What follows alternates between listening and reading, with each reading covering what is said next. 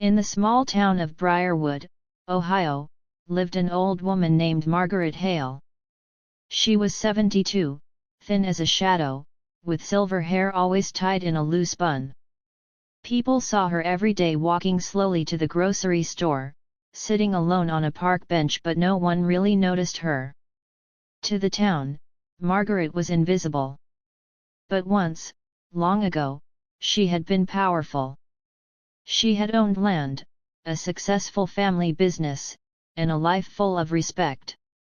That life was stolen from her piece by greedy men in suits, by corrupt courts, and by a system that favored money over truth. And the worst part, the people who destroyed her life still lived comfortably in Briarwood.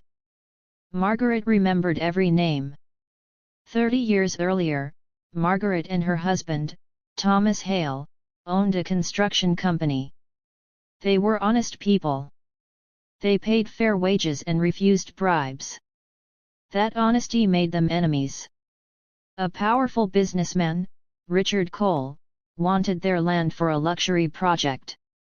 When the Hales refused to sell, Richard used his connections. False accusations followed. Fake documents appeared.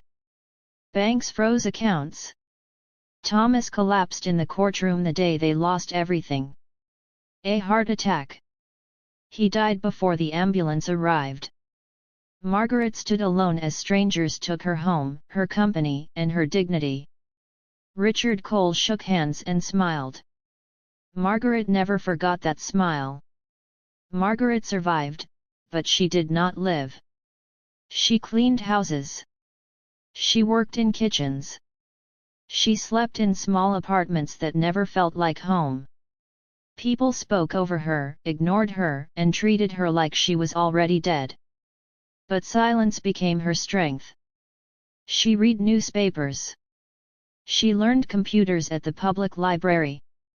She watched Richard Cole rise higher: politics, charities, awards. And she waited. Revenge, Margaret believed, should be slow. One evening, while scrolling through local news at the library, Margaret saw something that made her hands shake.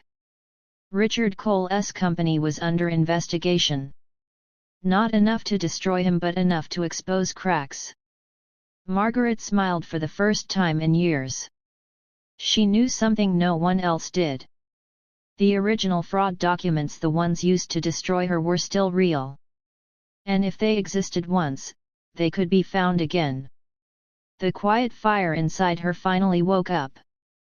Margaret didn't rush. She volunteered at community centers where lawyers and journalists came and went. She listened more than she spoke. People underestimated her. That was her greatest weapon. She gathered names, dates, connections. Late at night, she wrote everything down in neat handwriting. This was not anger. This was justice.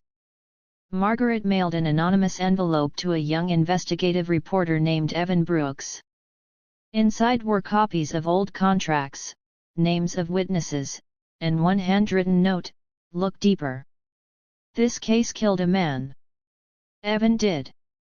And once the first article came out, Richard Cole felt something he hadn't felt in decades. Fear. News channels picked up the story, former employees spoke out. Old partners turned on each other.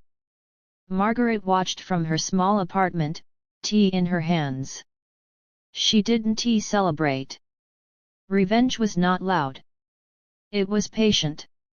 When Richard Cole was finally arrested, reporters asked who was behind the evidence.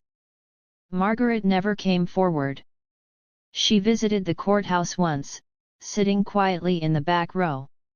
As Richard was taken away, their eyes met. For the first time, he recognized her.